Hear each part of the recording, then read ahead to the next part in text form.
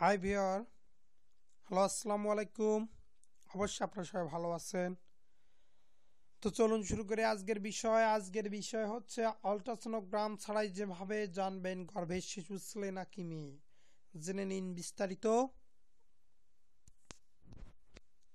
আর অবশ্যই আপনারা আমাদের চ্যানেলটিতে সাবস্ক্রাইব করে রাখবেন পরবর্তী ভিডিওগুলো পাওয়ার জন্য। গর্ভবতী নারীদের সঙ্গে তার বন্ধুরা বা আত্মীয়রা কথা বলার সময় অবশ্যই জিজ্ঞেস করেন শিশুটি ছেলে নাকি মেয়ে হবে। এটি প্রায় সকলের জন্য একটি মজাদার বিষয় হয়ে দাঁড়ায়। মা বাবারও জানার আগ্রহের কমতি থাকে না। তবে 20 সপ্তাহের আগে শিশুটির লিঙ্গ সম্পর্কে ডাক্তার জানতে পারে না। 20 সপ্তাহ তো অনেক সময়, একটু চেষ্টা করলে আগে জানা যায়। অনেক মেয়েরাই তাদের গর্ভের সন্তান সম্পর্কে আল্ট্রাসোনোগ্রাম করার আগেই জানতে পারেন, কিন্তু কিভাবে তা সম্ভব হয় আজ আপনারাও তা জেনে নিন। 1. কোনো খাবারের প্রতি আপনার আকর্ষণ। বেশিরভাগ নারী গর্ভ অবস্থায় হরমোন ভারসাম্যহীনতায় ভোগে, যার ফলে তাদের মাঝে বিভিন্ন কিছু খাবার প্রবল ইচ্ছা জাগে।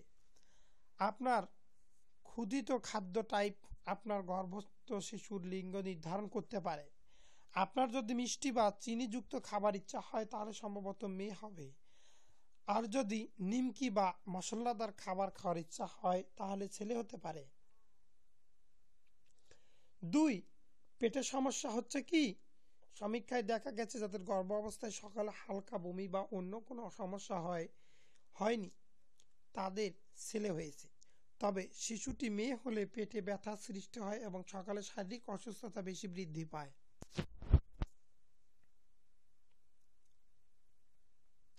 3. পেটের অবস্থান। গর্ভ অবস্থায় পেট বেশি ভারী মনে হলে মেয়ে শিশু হবে, আর যদি তার কম অনুভূত হয় তাহলে ছেলে হবে। শিশুটি যদি পেটের ডান দিকে আছে বলে মনে হয় তাহলে মেয়ে হবে, আর যদি সমস্ত পেট জুড়ে বা বাম দিকে অনুভূত হয় তাহলে ছেলে হবে। 4. Heartbeat rate. ডাক্তারের নিকট চেক আপের সময় যখন ডাক্তার আপনার গর্ভ অবস্থায় শিশুর স্পন্দন পরীক্ষা করেন তখন লক্ষ্য রাখুন স্পন্দনের রেট কত। স্পন্দন যদি 140 বিপিএম এর বেশি অথবা সমান হয় তাহলে শিশুটি মেয়ে, আর যদি স্পন্দনের রেট 140 বিপিএম এর কম হয় তাহলে গর্ভস্থ শিশুটি ছেলে হবে। 5. ব্রেকআউট। গর্ভ অবস্থায় আপনার ত্বকে কি ব্রণ বা অন্য কোনো সমস্যা হচ্ছে যা আপনার সৌন্দর্য নষ্ট করছে তাহলে অবশ্যই আপনার মেয়ে হবে। আগের দিনের মানুষ বলতো মেয়ে শিশুরা মায়ের সৌন্দর্য চুরি করে, তাই আপনার মায়ের চেহারা সৌন্দর্য নষ্ট হয়, যদিও তা কুসংস্কার। 4. Ring test. একটি আংটি নিয়ে সুতার সাথে বেঁধে নিন, তারপর আপনি শুয়ে আপনার পেটের উপর আংটিটি ঝুলিয়ে দিন। এবার আংটিটির গতিবিধি পর্যবেক্ষণ করুন। যদি আংটিটি আপনার মাথা ও পায়ের দিকে সমান সমান দুলতে থাকে তাহলে আপনার মেয়ে হবে, আর যদি রিংটি গোল গোল ঘুরতে থাকে তাহলে আপনার ছেলে হবে। 7. শিশুদের উপদেশ নিন। গর্ভ অবস্থায় থাকা অবস্থায় অনেক আপনজনেরা পেটের সাথে কান লাগিয়ে শিশুটিকে অনুভব করতে চায়। অনেক ছোট ছোট শিশু আছে যারা পেটের সাথে কান লাগিয়ে কথা বলতে চায়। সেক্ষেত্রে লক্ষ্য রাখুন, যদি কোনো ছেলে শিশু আপনার পেটে কান লাগিয়ে বারবার শিশুটিকে অনুভব করতে চায় তাহলে আপনার মেয়ে হবে, আর যদি কোনো মেয়ে শিশু এই কাজটি করতে চায় তাহলে আপনার ছেলে শিশু হবে। এই বিষয়গুলো লক্ষ্য করলে আপনি ডাক্তার বলার আগেই বুঝতে পারবেন কে আসছে আপনার জীবনে, তাহলে আগে থেকেই তার জন্য প্রস্তুতি নিতে পারবেন। যেমন তাহলে আগে থেকেই তার জন্য প্রস্তুতি নিতে পারবেন। যেমন মেয়ে হলে সবকিছু গোলাপি আর ছেলে হলে নীল। ছেলে ও মেয়ের মাঝে কোনো ভেদাভেদ নেই, তবে জানার আগ্রহ ও কৌতূহল আবিষ্কারের জন্য এই